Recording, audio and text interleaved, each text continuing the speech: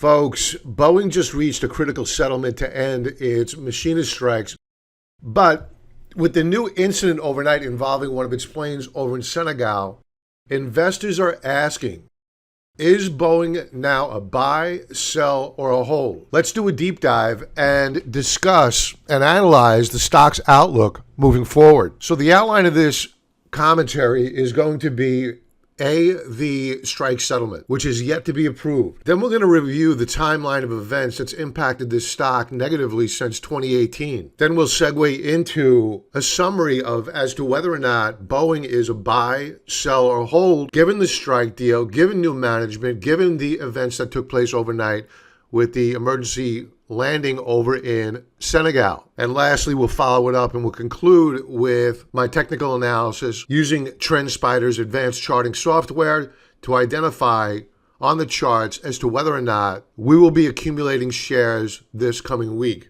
Let's get to it. The latest news published October the 19th off of Reuters. In red, you'll see is a recap of recent events. Around 33,000 Boeing unionized West Coast workers, most in Washington state, have been on strike since September the 13th.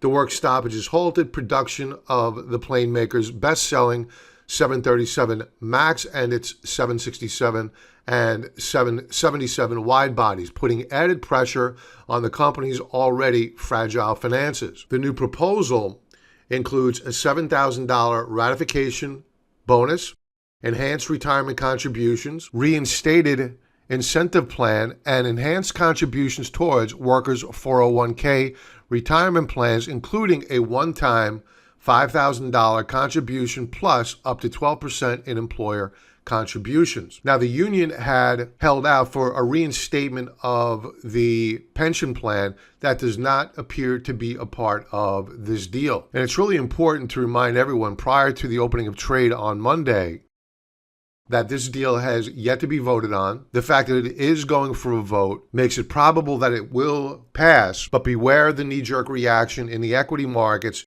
either to the downside on the Senegal news or to the upside on the potential deal with union workers. Now let's take a walk down memory lane, providing us some context of how Boeing has arrived in the current fiscal position that it finds itself in right now. Back in 2018, the company had revenues of just over $100 billion annualized, net income of over $10 billion annualized, and a share price at nearly $332 per share.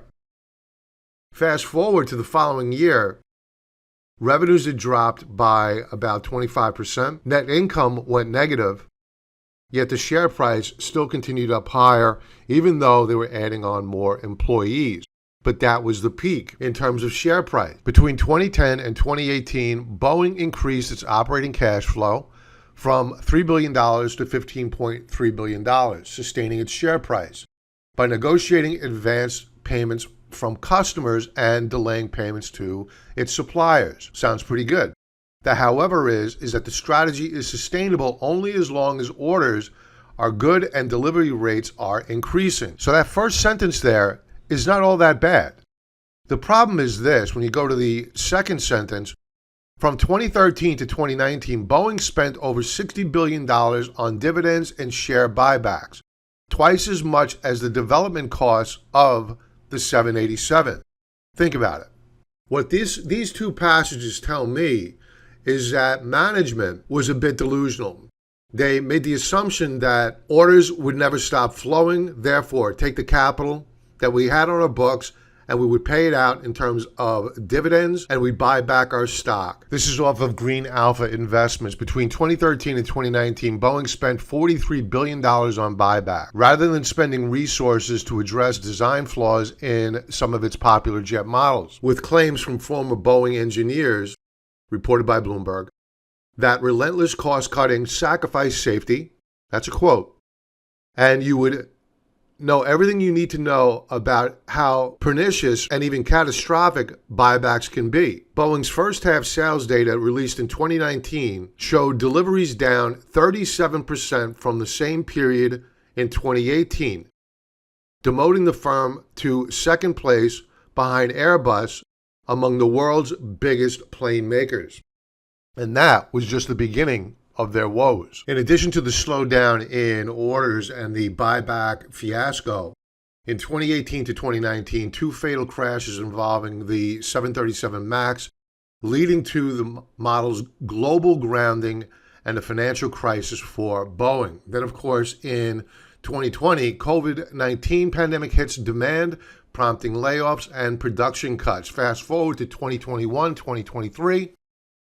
Boeing faces quality issues, delivery delays, and regulatory challenges with the 787 and 777X models. Now, we're going to pause here because in 2024, things begin to change. But prior to 2024, we could summarize what happened over at Boeing being a battle between accounting and finance versus engineering and quality. That's it in a nutshell. And who owns that?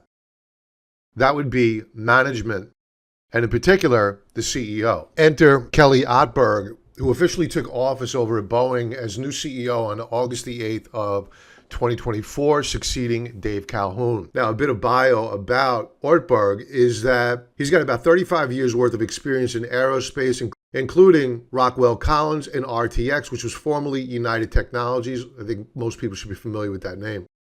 During his tenure at Rockwell Collins, he successfully led the company through significant mergers and transformation. Ortberg's strategy at Boeing focuses on addressing the company's immediate challenges while restoring operational excellence.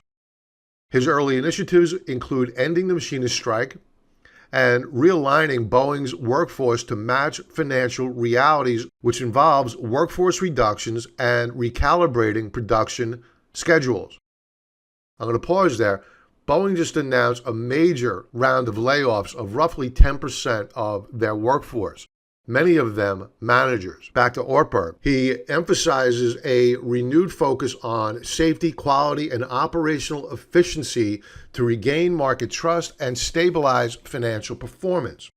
The new CEO is positioning Boeing for long-term competitiveness by enhancing engineering capacity, streamlining manufacturing, and fostering a stronger corporate culture focused on accountability and sustainability. So in the book, How to Make Money in Stocks, written by William J. O'Neill, the founder of Investors Business Daily, he uses an acronym called CAN-SLIM when identifying stocks worthy of your investment dollar. Now, what each letter of CAN-SLIM means, that's meant for a different video, and I'll do that some point in time in the future because I use it all the time. But I want to focus on the N. The N means what's new. It refers to new products, new managements, new events that can drive the stock price higher. I think with the change in management, the ending of the strike, and the recent layoffs, I think we have our N. And again, the N stands for new products, management, or events that can drive stock price growth. Now let's talk a little bit about the fundamental analysis of Boeing using Investors Business Daily and their scoring system. Right now, Boeing has a composite rating of 10, which is extremely weak and truly reflective of poor management decisions made over the past number of years. Its earnings per share rating, 10, relative strength, 14, meaning 86% of all other S&P 500 stocks are outperforming Boeing, even though their group strength, the sector, is an A+. Now, here's something that always catches my eye. When I see the composite rating, EPS rating, all in the red. And then I see accumulation distribution turning green. Even though it's a C minus, what that tells me is that the share price is potentially going to move up higher. Why? It's under stealth accumulation. Nobody's talking about Boeing as an investment. All you see on the headlines are the events that we've talked about earlier since 2018. Whether it be crashes, whether it be union problems, or horrific and catastrophic financial decisions that have recently caused the company to file a shelf offering, which may require it to divest many of those shares which they bought several years ago because their financials are so poor. Now, what's coming up this week is that we have earnings that are set to be announced on the 23rd. Last quarter's earnings per share change was negative 254%. 3-year EPS growth doesn't exist, 0. Earnings per share estimate change Current year, negative 165%. Annual return on equity. Now, this is a measure, this is a report card on management, and I'm referencing old management. Their return on equity is 0. That is, you might as well put F for fail, which applies towards prior management. Sales change last quarter, down 15%. 3-year sales growth is actually beginning to rise. We're going to talk about this a little bit more in a moment. Its paused paying their dividend. Its PE ratio is 0 because they have no earnings. Now, looking at their financial performance, Boeing's operating margin has dropped by 156% since the previous quarter, but it has surged by 50% year on year. And that's highlighted in green. The operating income has dropped by 140% since the previous quarter, but it rose by 50% year on year.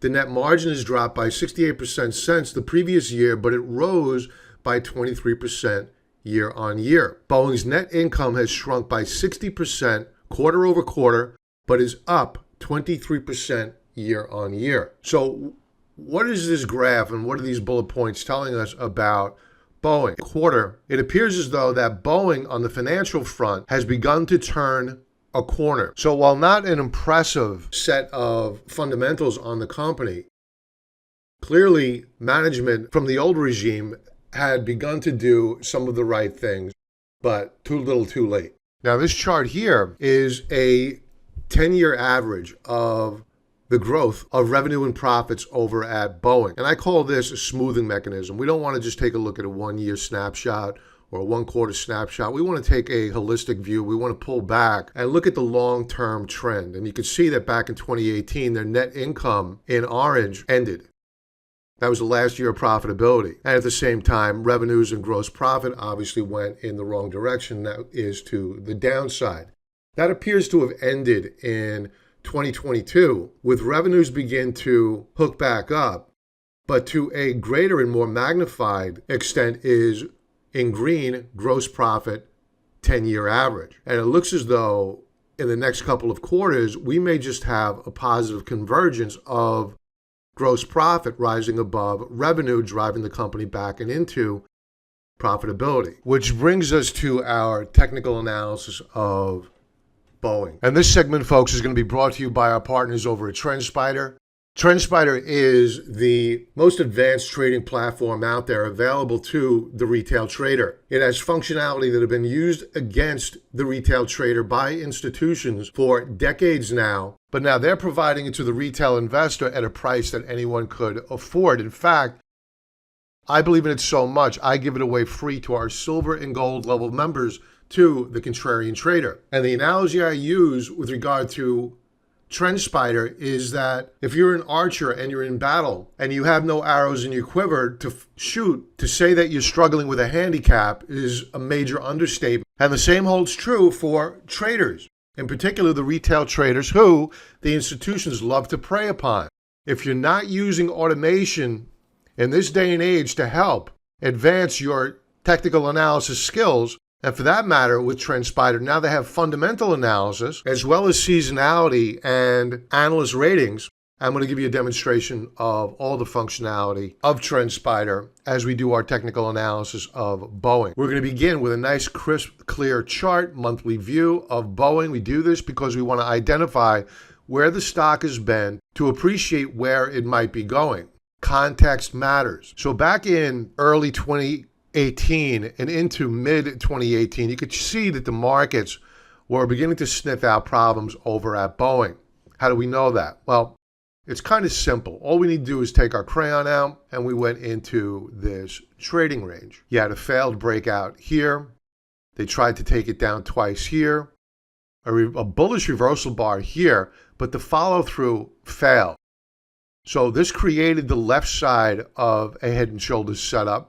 This provided the head of the head and shoulders setup, and of course the right side, which followed through to the downside right here back in December of 2019. So the street knew this company was in a lot of trouble for over a year before it ultimately broke. Now from peak to trough, the peak being March of 2019, trough being March of 2020, the share price dropped by 80%. And at current, from the prior peak, the share price is down 66% as of the last close on Friday, October the 18th, 2024. But this is old news now.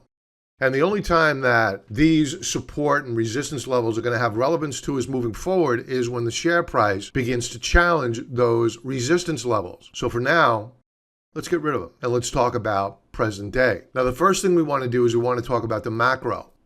The macro being a monthly chart, then weekly chart, then daily chart. I don't care what it's doing on an intraday basis. We're talking about an investment here. If you're a swing trader, then perhaps the intraday charts and the daily charts are going to have far more influence on your trade. But in this case here, we're looking to identify whether or not we have a stock that is worthy of our investment dollar. Now, using TrendSpider's automated Fibonacci sequence, click of a button, monthly chart, you could see that we broke support in September.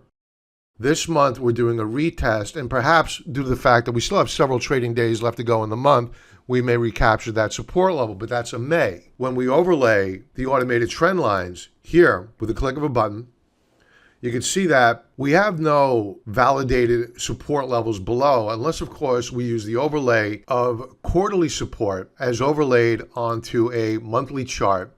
And this is the value of multi-time frame analysis. On a monthly chart, I can also overlay quarterly support and or resistance, and it'll be referenced in dashed line. And you can see that the next support level, if we fail, the share price can move down to about $109 per share. But when I go to a quarterly chart and overlay yearly on top, it shows me a support level down here at around $118.50 per share. So these are our extremes. These are the price support levels that we can note and identify as being very good support from which we could bounce off of, just as we did back here when we hit yearly support back in 2011, and then we went on to a massive bull run up higher. And where did the market say get out? Exactly where the algorithm put the probable resistance levels. And had you had TrendSpider at that point in time, you would have known to get out. But now let's drill down. Let's go down to a weekly chart because we have certain events that are going to be unfolding tomorrow morning being a Monday. We have the news over the weekend, of course, that the union strike deal may be coming to an end. We also have earnings coming out. Now, last week, we had a pretty good week. They tried to take it lower. They failed. No new weekly lower low, but no new weekly higher high.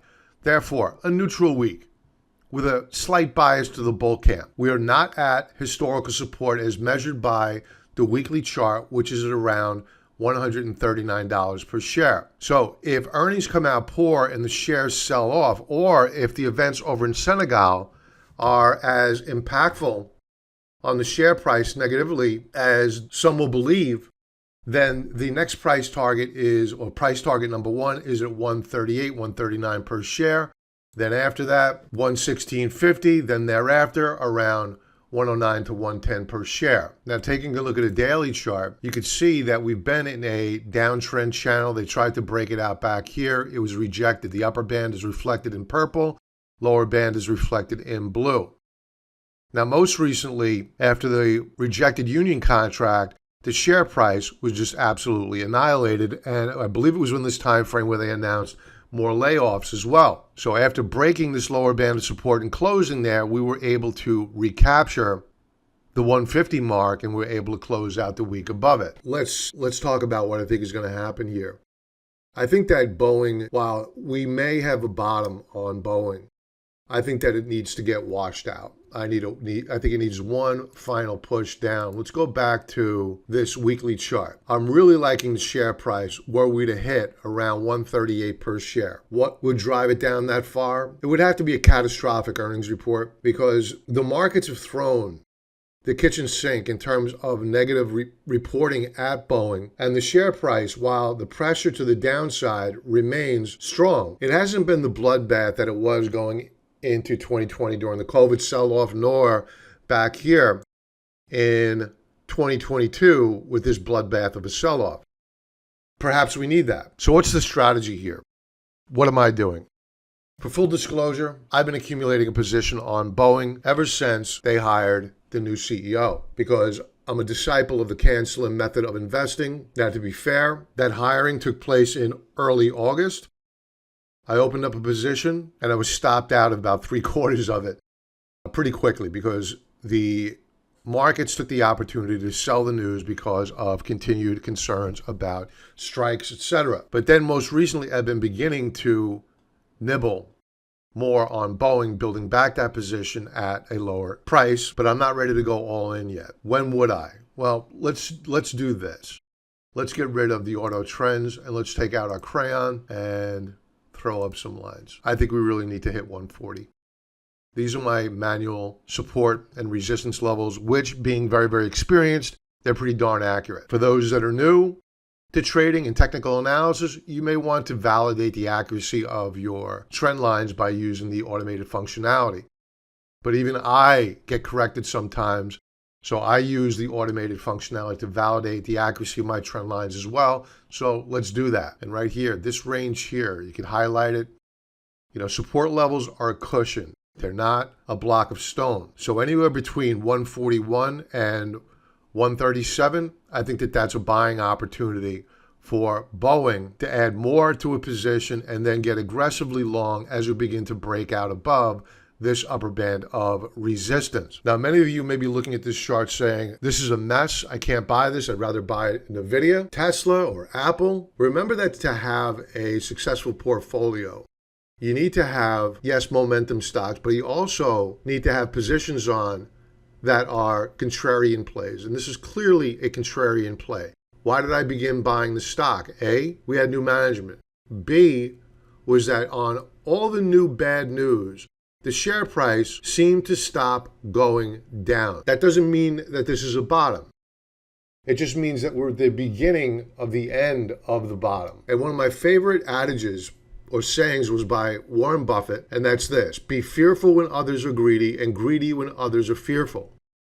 In short, buy when there's blood in the streets. Now, we may not have a patient here on life support, but what I do think that we have is a patient that is slowly coming out of a coma as measured by its recent revenue growth, new management, and a new focus on the future. In closing, I think Boeing is a buy using a dollar cost averaging approach. In 5 years, I think the stock price could easily be above its all-time highs. Folks, in closing, we're going to be going live as we do every Sunday and Thursday night. Sunday Night Futures live tonight, 6 p.m. Eastern Standard Time. Don't forget, take advantage of TrendSpider and get my 35% discount by using the link below on YouTube or on the website, or the link above if you're watching this on Twitter. And don't forget, as we build on this position, I will be sending out trade alerts to members. So take advantage of our 14-day free trial offer. And if you sign up for silver or gold level membership, get TrendSpider for free. Have a profitable trading week, folks. Be well.